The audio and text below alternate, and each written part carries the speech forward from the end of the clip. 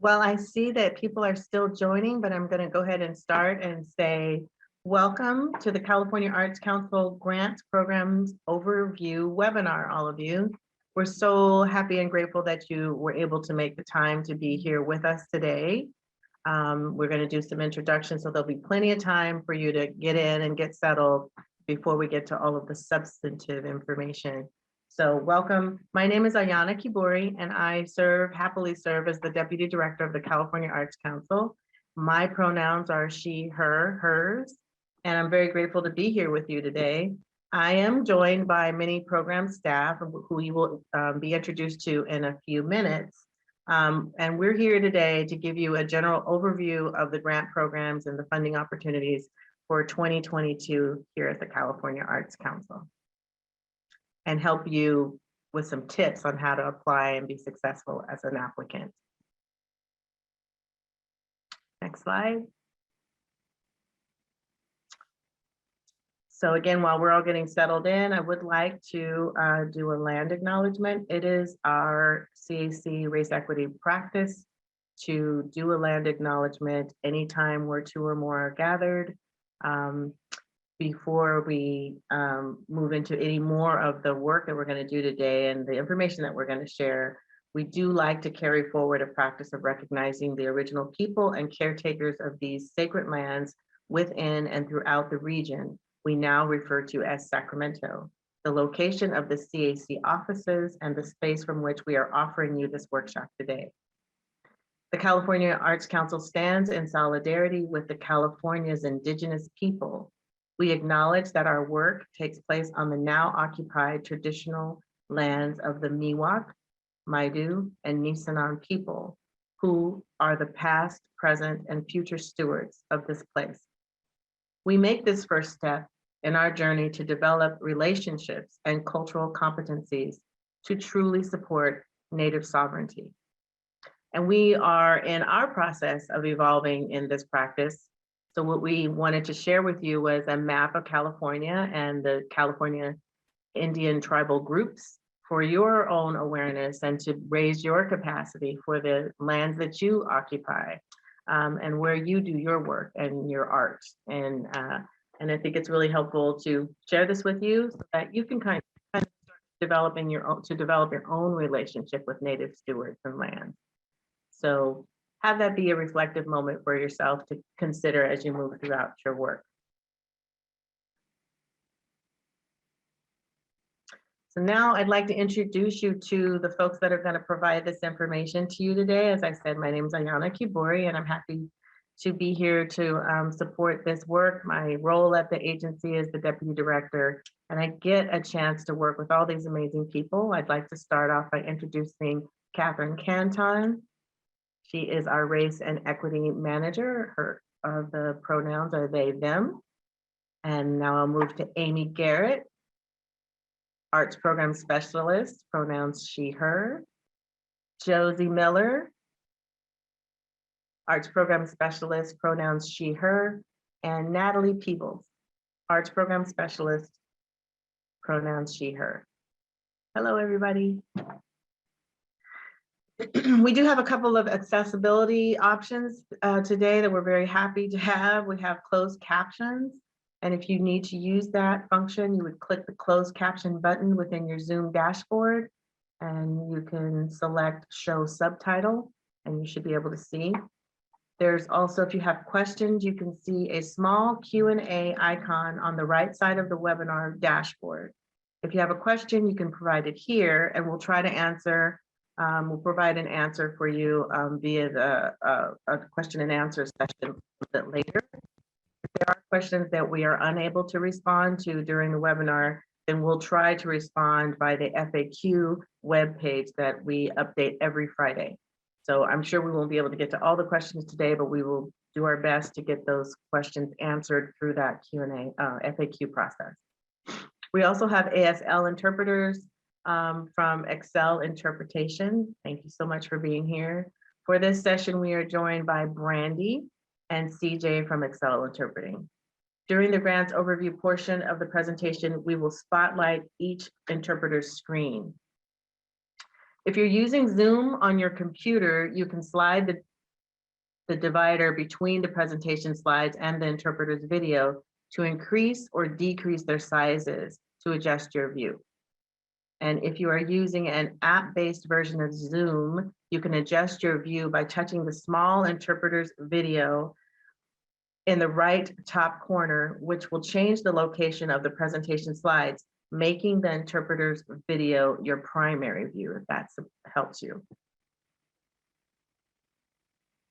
Next slide. So today we have a lot to cover and we have a little bit of time. An hour goes by really quickly, but we would like for us to accomplish having the land and people's acknowledgement, which we just did. We could check that off. We've just done welcome and introductions. We are going to talk about the CAC and general government arts funding. We're going to be talking specifically about the CAC grant making process, general eligibility for CAC programs, an introduction to grant programs, application elements and how to apply, some grant writing tips, and questions and wrap up. So how does all of this work? We are a state arts agency investing in communities.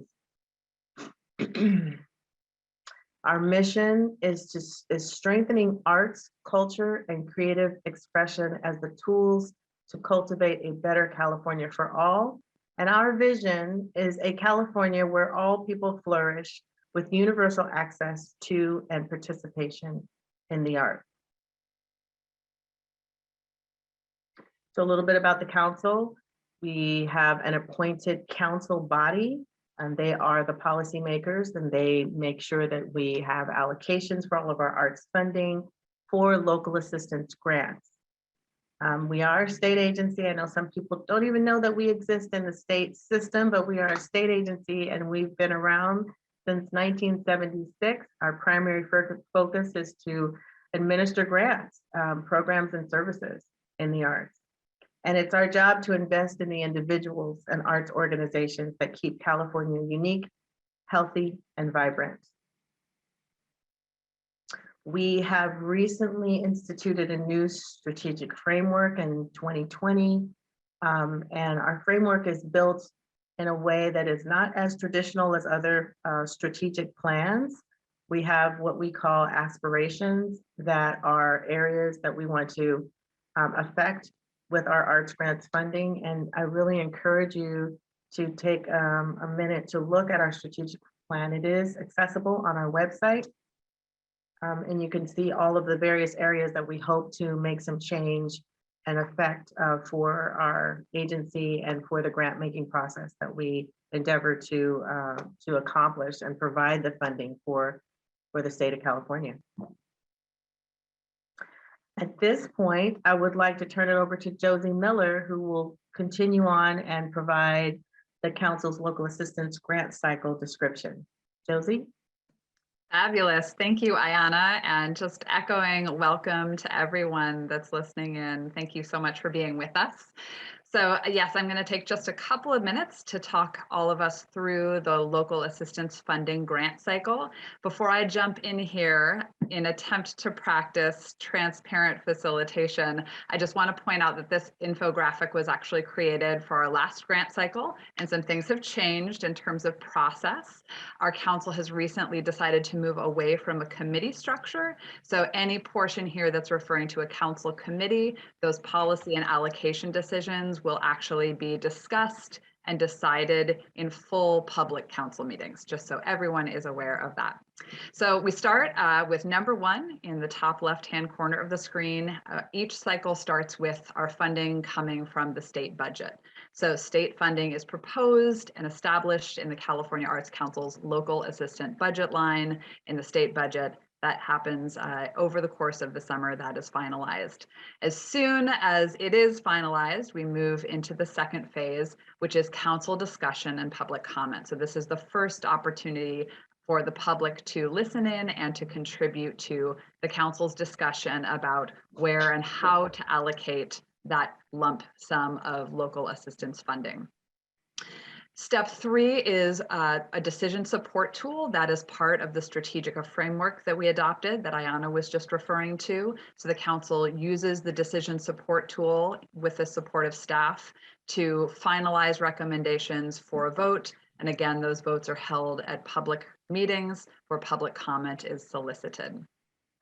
Then step 4 is where council actually votes on the guideline adoption for each program that's going to open based on the decision support tool findings. Also, that happens during a public meeting. Then we enter phase 5, and this is where we actually are right now for this grant cycle. The council has adopted the guidelines, staff has put together the applications, and those have been released to you all in the field.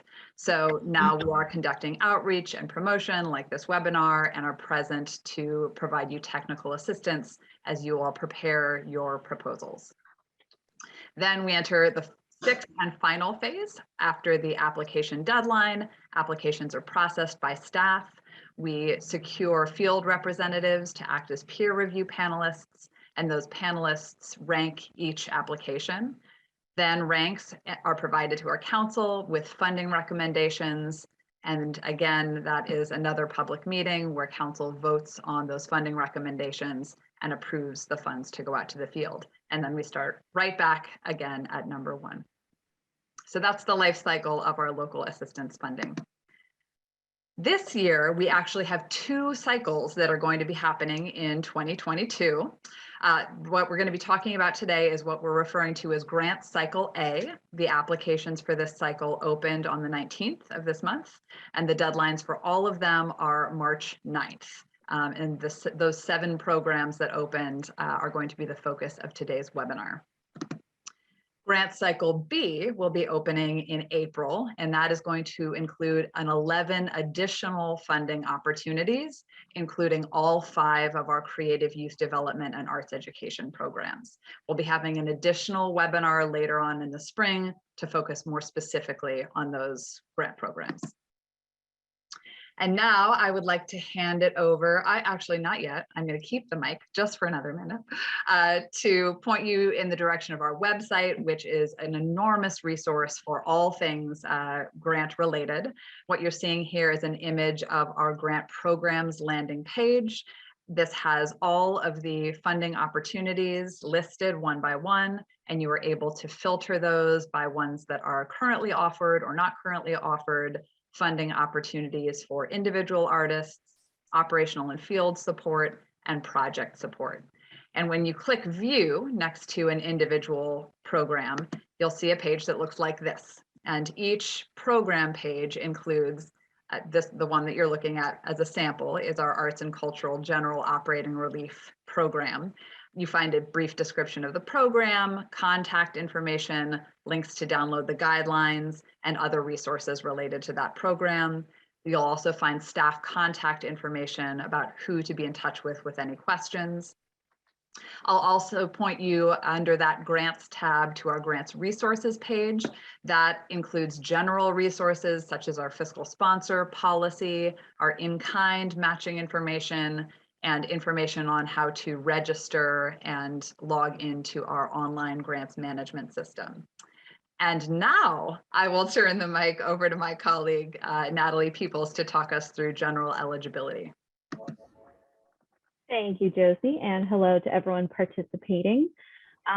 So each grant category has program-specific eligibility and project requirements.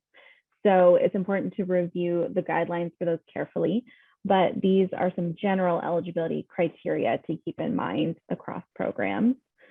Applicants must be nonprofit organizations, units of municipal or county government, or eligible organizations with a California-based nonprofit fiscal sponsor.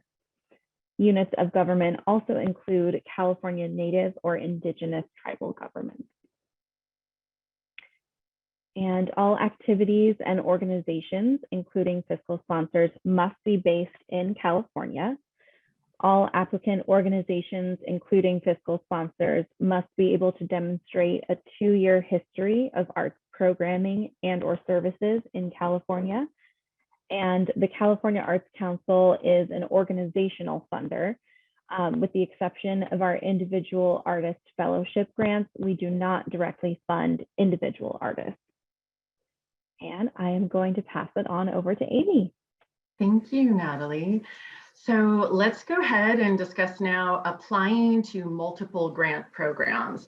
And before we introduce all of our grant programs, we'll start by answering a few of the most frequently asked questions. First and foremost is, yes, you can absolutely apply to multiple grant programs. However, the projects and purposes must be distinct from one another. If you apply to multiple grant categories, the projects must serve primarily different groups of people. They must take place in different spaces, time, and/or contexts, and they must achieve fundamentally distinct programmatic outcomes. Something to keep in mind, an applicant organization can apply to multiple programs, but can only submit one application per each program. Fiscal sponsors may sponsor multiple applications in the same category and also be an applicant in that same category. If you applied for funding during the last grant cycle, you are eligible to receive funding during this first Cycle A grant cycle as well. Although some payments are still being processed, the program start and end periods remain the same. And also note that this year, some of the program guidelines have changed, so please review each guideline document thoroughly before applying. General budget requirements. We ask that you please review all the guidelines carefully for eligibility and for program requirements. For organizations with total operating revenue at or above $250,000, the sum of requests for California Arts Council grants during the same year of funding cannot exceed 50% of the total operating revenue from your most recently completed fiscal year. And all programs have a maximum eligible request amount, of course. Cultural pathways and arts and cultural organization general operating relief programs each have a maximum organizational budget threshold. And keep in mind too that some programs, just a couple, require a one-to-one matching fund requirement, which can be fulfilled through cash sources, through in-kind contributions, or both. Now we'll have program specialists introduce the portfolio of grant programs opening in Cycle A, beginning with my colleague, Natalie. Thank you, Amy. We are going to start with the Arts and Cultural Organizations General Operating Relief Grant, also known as GenOps. This grant provides operational funding support for arts and cultural organizations prioritizing small organizations. The maximum request amount for this grant is $30,000, and organizations must have a total operating revenue of $250,000 or less to apply. This grant does require one-to-one matching funds, and the specialist running this program is Leslie. Our next program is Cultural Pathways. This grant provides support for arts programs in communities of color, recent immigrant and refugee communities, or tribal groups. And the maximum request amount is $30,000 over a period of 2 years. And organizations must have a total operating revenue of $150,000 or less to apply. This grant does not require matching funds. And impact projects. This grant provides support for collaborative projects that center artists and artistic practice in responding to issues currently faced by California's communities. The maximum request amount is $20,000, and this grant does not require matching funds. Jumpstart is a grant that provides support for high quality arts education and artist in residence programs for priority youth and young people impacted by the justice system. And there are 2 grant strands for this program: Jumpstart's state facilities and Jumpstart's community spaces and/or county facilities. And planning grants are also available for this program to support arts organizations in the process of developing an arts project for system engaged youth. The maximum request amount for a planning grant is $2,500.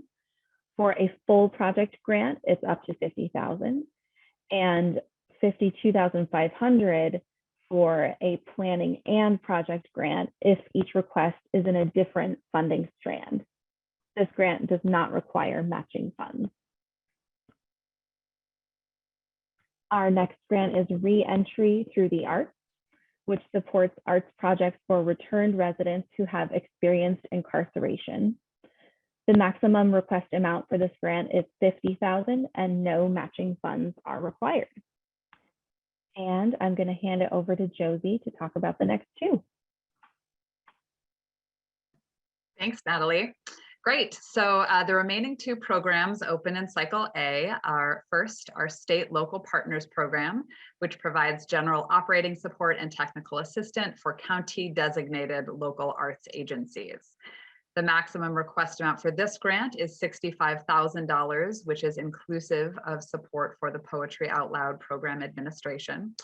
One-to-one matching funds are required for this program, but only for organizations with total operating revenues of $1 million or above.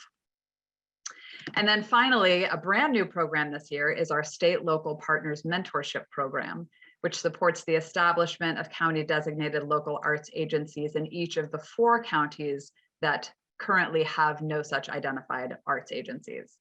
The maximum request amount for this program is $40,000. Importantly, applicants to this program must be current state local partners in order to be eligible to apply, and matching funds are not required for this program. And with that, that wraps up the 7 programs that are currently open, and I am going to transition us to a brief overview of the program guidelines. We're going to talk through the major chunks that you will see in each and every set of guidelines, how to read through them, and what information you're going to find where. The idea with our grant guidelines is they're able to provide you an introduction to each program so that you're hopefully easily able to identify which programs are going to align the most effectively and generatively with the work that your organization does.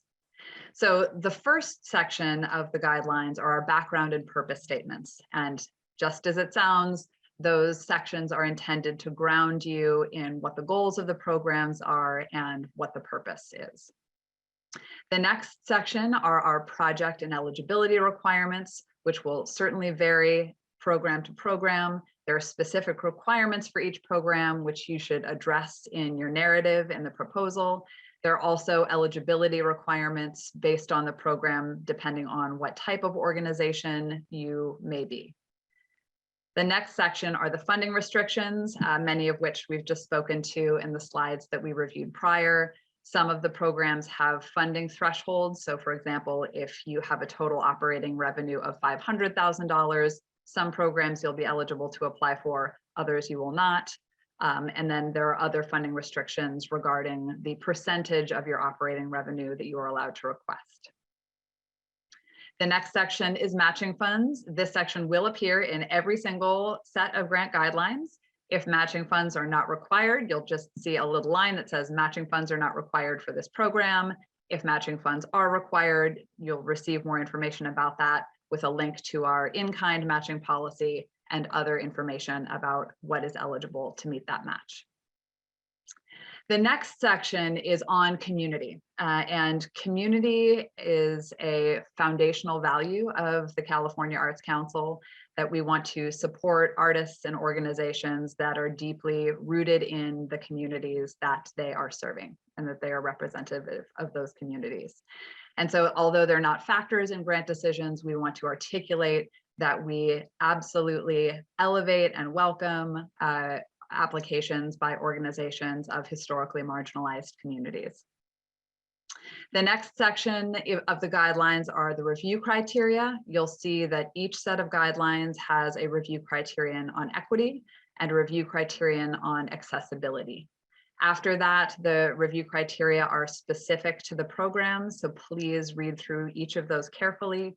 You'll find definitional text about what we mean by each of those review criteria. You'll also see right within the grant guidelines the narrative questions that you'll be asked that will speak to that criterion, as well as any additional documentation that you'll be asked to provide regarding that criterion. The next section is on panel adjudication and the council process. As I spoke to earlier in the webinar, this is the part where the peer review panels come and adjudicate each eligible application. They use a 6-point ranking scale, with 6 being exemplary. So a proposal that meets the the program purpose to the fullest extent, down to 1 being a proposal that's weak, that does not fulfill the purpose of the program.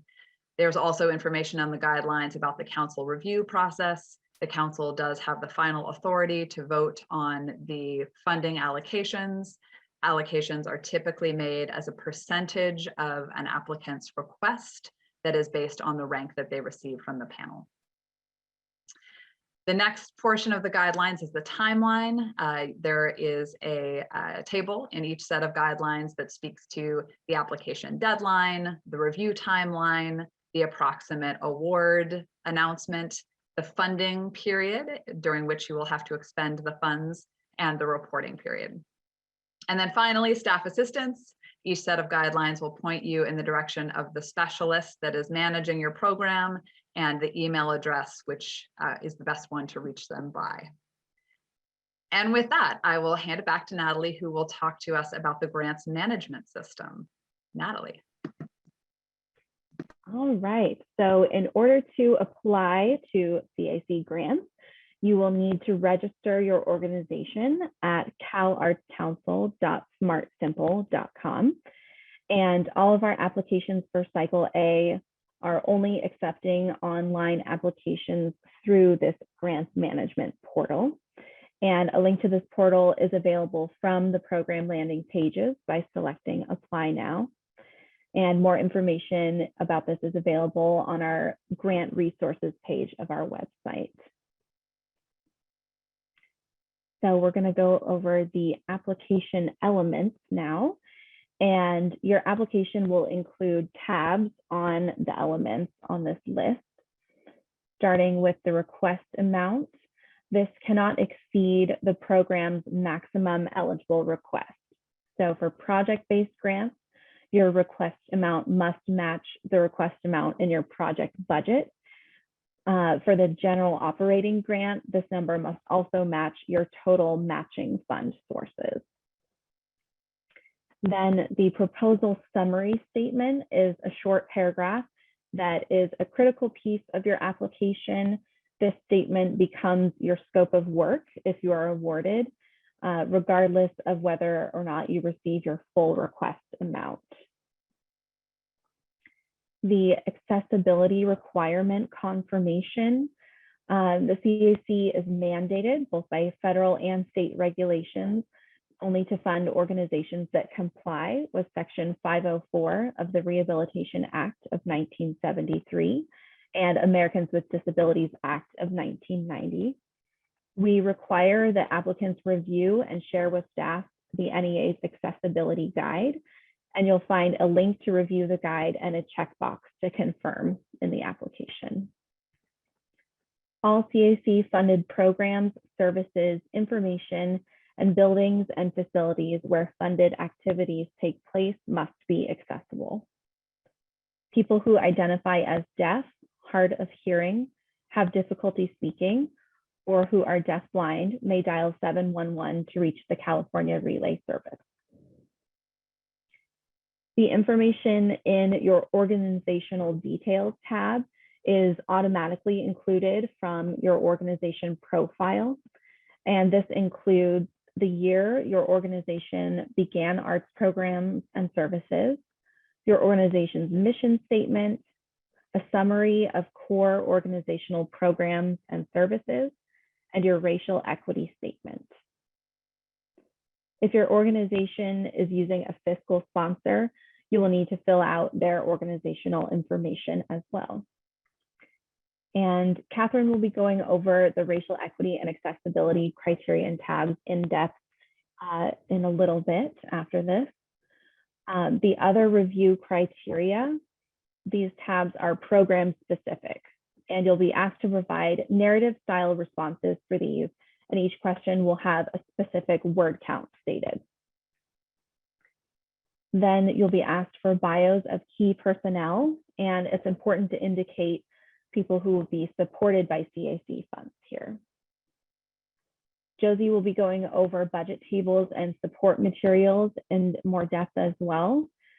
There will also be a certification of good standing and certification of release, which are checkboxes within the application. And with that, I will pass it on to my colleague, Catherine.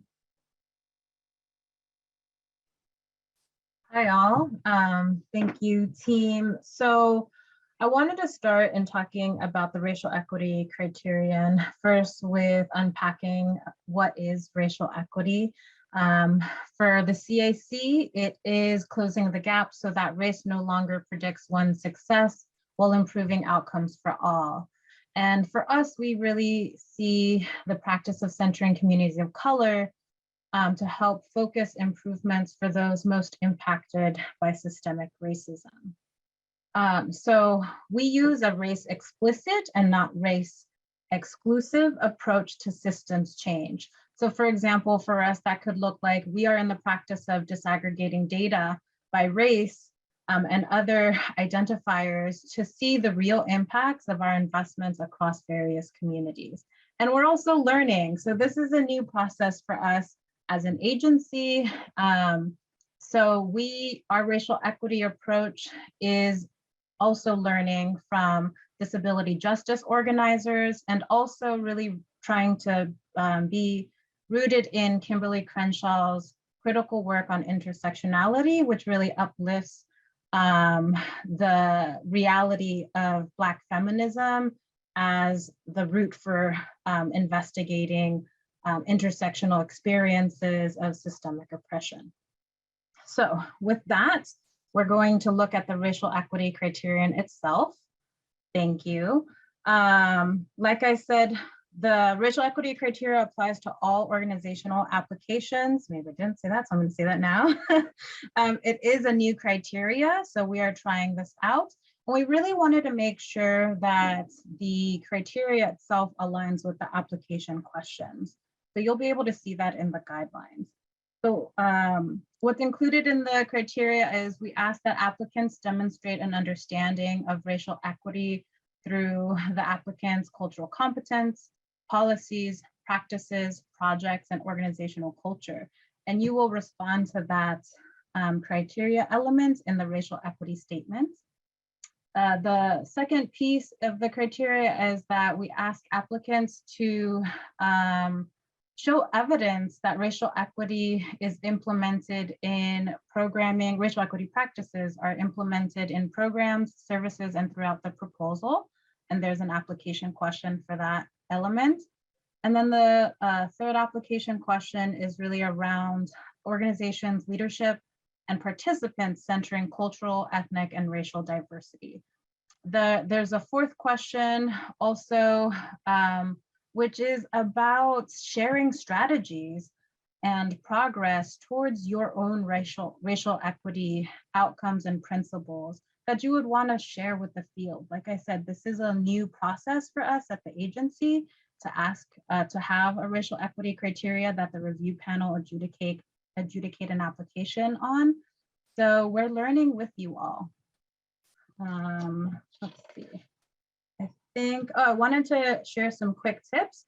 One, at the bottom of this slide, and I believe in the chat, my colleague, we have developed a racial equity learning library, which has many, many resources, various examples of racial equity statements and tools and toolkits to actually guide an organization or a project through these questions if this is new.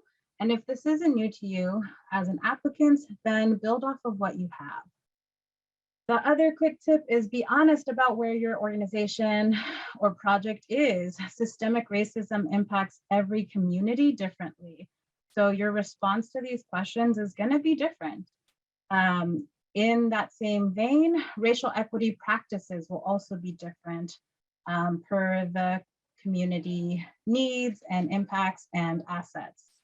Be specific. So when you're responding to these questions, think about how your community's needs are being addressed by the project and how the community's brilliance and assets are also being uplifted by your racial equity practices. And then also celebrate your work. So like I said, we at the CAC are on our own racial equity learning journey. It is a lifelong journey. And we want to create a space where applicants can share that brilliance and that learning tools and all that in their work. So I think that's it for the racial equity criteria. I'll move on to the accessibility criterion. Again, we're in the accessibility criteria, we're looking for expressions of how the program and organization is accessible on a to the full spectrum of community members, staff, artists, and cultural workers.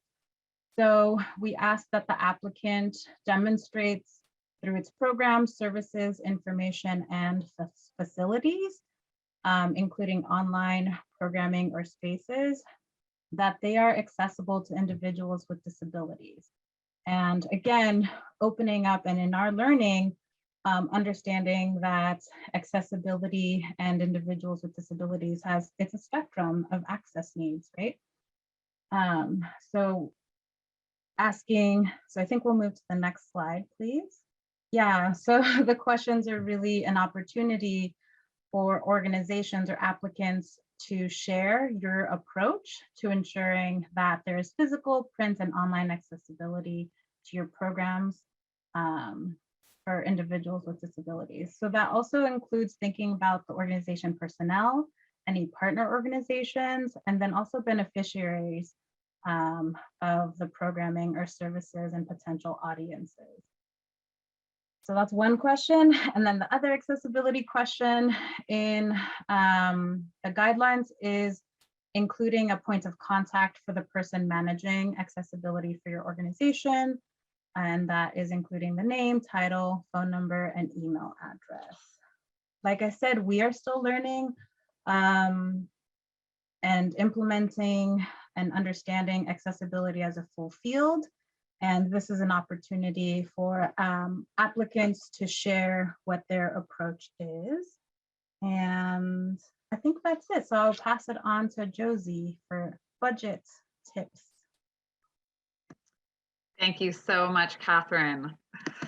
So yes, I'm going to take a few minutes to talk us through other portions of the applications that you will see across programs in many instances, and we'll deal with the financial information first. So no matter what application you are going to be submitting, you will be asked to complete a budget snapshot table, which you see on the screen here. This is hopefully a fairly simple table to fill out, which just asks you for your revenue and expense information from your most recently completed last 2 fiscal years. So you'll see the top field here is your fiscal year end date. So if you're on a calendar year, that would be December 31st, 2021. If you're on July to June, then that would be June 30, 2021, your most recently completed fiscal year. So please do not enter information for mid-year currently. And the current year, I'm sorry, the most recently completed year, you will enter in the furthest right-hand column. And then we do ask that you enter information at least for the second year prior. You have the opportunity to enter 3 years of financial information if you so choose. And again, you'll see here under the revenue, you can let us know your earned and contributed revenue. Under the expense column, you'll enter those various line items.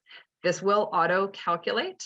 So when you are asked on that first applicant information page about what your total operating revenue is, that should match what is auto calculated in this budget snapshot. The second slide here is for project budgets only, not for general operating grants. So if you are putting in a project-based program proposal, you will be asked to complete a project budget. including personnel expenses, operating and production expenses, and those two will auto-calculate where it says total CAC request amount. That is another place that should match what you have indicated on your initial slide, your initial tab, the applicant information page, about how much you are requesting from the CAC. You also have the opportunity to include any additional project costs that you are planning on getting from another revenue source. And finally, for those programs that require a one-to-one match, you will be asked to complete a matching table. As you see here, there is space to enter matching funds that are coming from cash sources and matching funds that are coming from in-kind contributions. For both, we will be asking you to identify the source, the amount, and the status. So whether that is projected, pending, or committed, and we do not require that those funds actually be in place until the end of the grant activity period. So no need for them to be committed at the time of application. This is another place where the total matching funds will auto-calculate based on what you put in the tables, and those should match your project request amount. So that's it for the financial information sections. The next section that we'll go through is our artistic work samples. So this is an opportunity that is really, we hope, wonderful and generative for you as applicants, because it's an opportunity to share your work and what you do in a way other than a narrative way. So actually showing us some of the artist and cultural production. So we invite you to use these spaces to share the best representation of your creative and cultural impact. A couple of tips that we'd offer is trying to identify samples with purpose. So samples that are going to underscore what you have written in your narrative and really illustrate the specific project that you are proposing, or really illustrate the overall work that your organization does, depending on which program you are applying to. You have the opportunity to include samples in a number of formats. If you are going to include video, we ask that you do that in a link. So on a digital platform, you are able to include password protected links, but please make sure to enter the password there so our panelists are able to access it. You are, of course, also able to upload images, text, and audio files. And we just, again, would offer the guidance to please try and select samples that are going to underscore the outcomes that you are going for in the specific proposal. A couple of last tips on the work samples. One is just to draw your attention to the parameters around how much content you should include. And we do ask that folks include a maximum of 3 work samples. That can be a combination of file types, so you could include 1 video and 2 images, for example, but a maximum of 3. And then you'll see in the applications, there is extensive instructional language about the length and the parameters on what can be included in each of those. We offer that to you because our peer review panelists typically have between 40 and 50 proposals to review each. And so we want to make sure that they are able to see in the time that they have the work that you really want them to see. So please do adhere to the parameters in the application instructions. They will not be able to review anything over and above that. And the last piece of guidance that we would offer in terms of the artistic work samples is actually more of a reminder to folks that there is no aspect of the review criteria that touches upon production value. So it's not in any way that a very highly produced video sample will receive extra points versus a video that was taken on a phone in a rehearsal room. Production value is not assessed as part of the review criteria. Really what we are hoping you are able to share with us is a candid demonstration of the artists that you are working with and the work of your organization. And with that, I will pass it on to Amy for some more grant writing tips. Fantastic, thanks, Josie.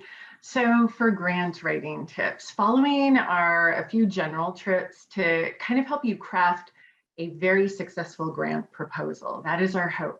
First and foremost, please give yourself ample lead time to open it up, see what information you're going to need, and really think about what you want to put in there. Be specific and be clear. Successful proposals provide full responses to each question, and they're definitely tailored to the grant program requirements and goals that you're applying for. Don't assume that panelists or that staff will know your community or your organization, so just be clear and distinct in sharing that information in the narrative. Unsuccessful applications tend to have project components or extraneous personnel biographies or engagement approaches that are general and not fully considered or explained. So try to steer clear of that. Try to balance jargon with field-wide knowledge that most people will understand and readability. For instance, if you use terminology that's specific to your particular discipline, make sure to define it for the panel. Panelists often appreciate really clear, simple language and aren't necessarily looking for grant speak in the narratives.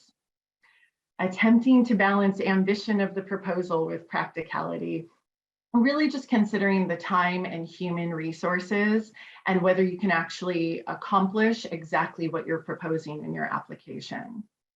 Make sure that your project narrative and that your budgets align, and making sure that the project budget and table of matching fund sources meet the matching fund requirements if there is a one-to-one match required.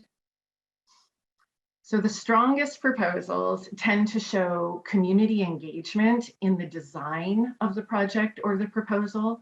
And these proposals show a strong sense of understanding of the community to be served. Generally not programming for, but programming with the community that's going to be represented. And should your grant proposal have a lead artist, definitely allow for the voice of that artist to come through within the grant proposal. And also, if that's applicable, go ahead and share the process that's going to be used to identify artists and participants. Please make sure that any letters or other support materials are speaking to the specific grant that you're applying for. For instance, letters that are outdated, letters that are formulaic, intended for a different agency other than California Arts Council, or maybe don't speak directly to the proposal or program activities, become weak support materials for your grant application. Please make sure that all the uploaded support materials are appropriately named. As you upload them, they should be easily identifiable. It's important to provide details for the panelists who are going to be reviewing on the who, what, and why they're viewing each of these work samples. And even for longer videos, things like time markers can be helpful as well for panelists reviewing. We highly encourage you to make use of the note fields, which are especially important in the budget details of the application. So instead of simply writing NA in the notes, definitely use the space to give additional information. The panelists often use that information that's provided there if they have further questions. So use it as an opportunity.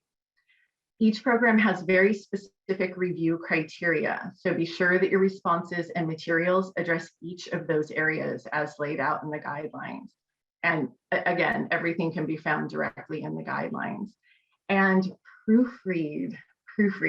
Check for spelling and grammar, but also for content and clarity. Check for completeness, that the tone of what you're wanting to put out there has been put out there. Being mindful and thoughtful of what the reader and the panelist experience is going to be when they go through your application. And to that end, possibly consider having other people review your application as well to see what their response is prior to submitting. You can download a PDF of your application summary so that others can see it as well, and you can share it before you send it in. And finally, please know that we want you to succeed. If you have any questions after reading all of the guidelines thoroughly, you can contact us via email. And of course, sooner is always better than later. The final 2 weeks leading up to the grant deadline are highly impacted. So we encourage you to begin your applications early. They are open now, so pop them open and see what you might need and what you might want to communicate there. The California Arts Council is also pleased to offer over-the-phone interpretation and written translation services as well upon request in several languages. So mark your calendars. The deadline for Cycle A grants is March 9th, 2022 at 11:59 p.m. because no exceptions will be made. All application components must be uploaded and completed before then. Unfortunately, we can't accept any additional materials or information past the deadline. So please plan ahead and good luck to you. So now we're going to move to Catherine, who can walk us through panelists. Thank you so much, Amy. I think we're actually going to move now into our question and answer session, since we're creeping up on the top of the hour here. And Ayana, could I invite you to curate that section for us? Absolutely. Thank you so much. All right. So some of them I have identified individuals who probably can answer these more readily, and some of them are just going to be open-ended, and we're pulling from questions that were submitted previously and questions from the Q&A, and we'll go as long as we can. One of the questions here is, will there be grant opportunities for organizations making over $250,000? Natalie?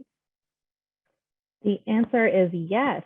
We do have grants that can be applied to for organizations with a total operating revenue above $250,000.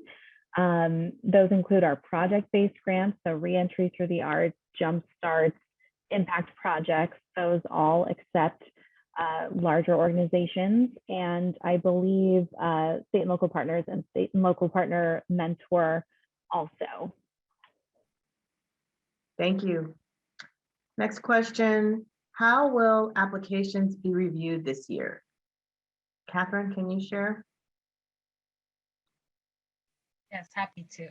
So I did put a plug in for panelists. Panelists are an important part of the review process. So please, if you're interested, apply by March 1st this year.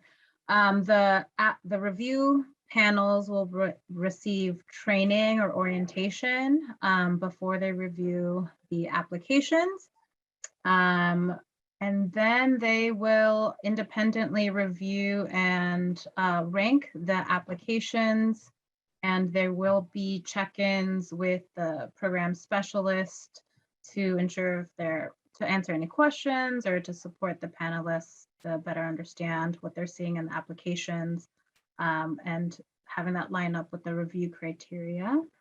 And then from there, they rank the applications. And then that goes, as Josie shared, then it goes through that cycle. I think that's, if I missed anything, feel free to add. Can you share a little bit, Catherine, about the training for the panelists? Yeah, so last year was the first year we included a implicit bias training module as part of the panelist orientation. So that will be included this year. We'll also, because we have a new racial equity criteria, I know we're working on developing the orientation this year to ensure that there is training on how to adjudicate for that new criterion. And it basically includes getting to know, a little bit about the program, a little bit about the responsibilities as a panelist. Yeah, I'm trying to think what else. Yeah, and then implicit bias. I think that I'm sorry, I haven't reviewed that in a while. I think that's fine. Well, thank you, Catherine. I think the other point that was made earlier that I want to just emphasize is that the panelists will be also trained on not being, or the bias around the type of production of the work samples. So we want to make sure that, as it's already been mentioned, that there isn't any higher ranking offered for, or higher consideration offered for glossy work samples versus other work samples that might not be at the same quality. So thank you for that, Catherine. Josie, can you answer a couple of questions, but I'm sorry, just one moment. All good. Do you need to live in California to be eligible for the grant if your program will be held in California? Great. So In order to be eligible for funding, these are organizational grants that we're talking about right now. Organizations must have a principal place of business in California. So if you are located in New York and you're coming to California to do a project, that would not be an eligible proposal. Your organization does need to have a principal place of business in the state. That said, if you're a national organization with a number of branches and one of your locations is based in San Francisco or any part of the state, if you do have an office based in California, that would be eligible to apply. Thank you, Josie. And just an extension of that, if the fiscal sponsor of an organization is a national organization, but the applicant is in California, how does that work? Great. So fiscal sponsors, exactly the same rule applies. So fiscal sponsors have to be based in California, as well as the applicant organization. Not that I'm testing you, Josie, but I'm gonna stick with you for this next one too. Will there be any funding available to for-profit businesses that started during COVID? Okay, great. So another question in terms of organizational eligibility. So we are only able to fund individual artists and nonprofit organizations. And that does include organizations that are applying with a nonprofit fiscal sponsor, but we are legislatively not able to fund for-profit entities. Thank you. And this one for whomever would like to answer. If we have a program grant that has been postponed, extended because of COVID, can we still apply for a new grant in this cycle?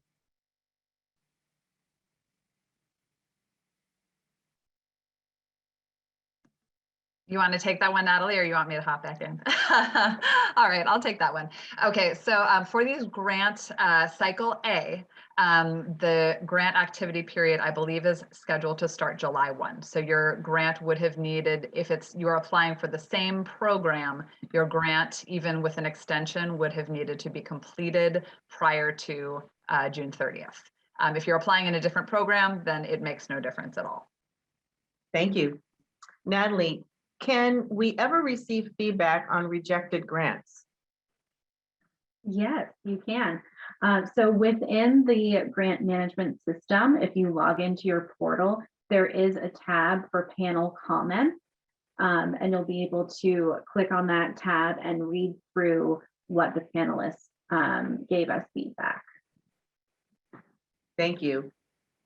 And Natalie, do you have to fund a new project or can it be an ongoing project? There is not a restriction for, I'm thinking of impact projects, but there is not a restriction on past applicants and continuing a project.